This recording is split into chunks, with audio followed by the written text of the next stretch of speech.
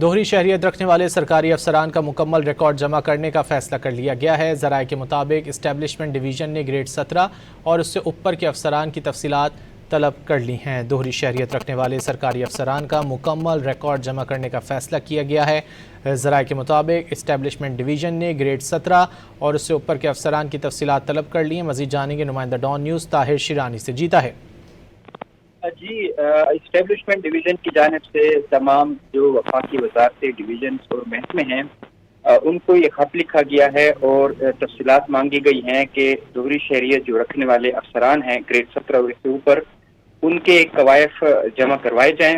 اور جو تفصیلات مانگی گئی ہیں دوہری شہریت رکھنے والے افسران میں ان کے نام، ان کے والدین کے نام، قومی شناختی کارڈ نمبر،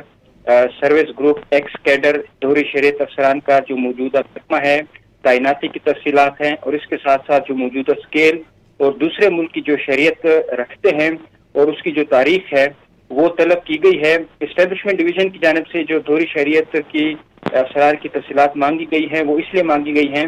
کہ سینٹ کی قائمہ کمیٹی برائے کابینہ سیکریٹریٹ نے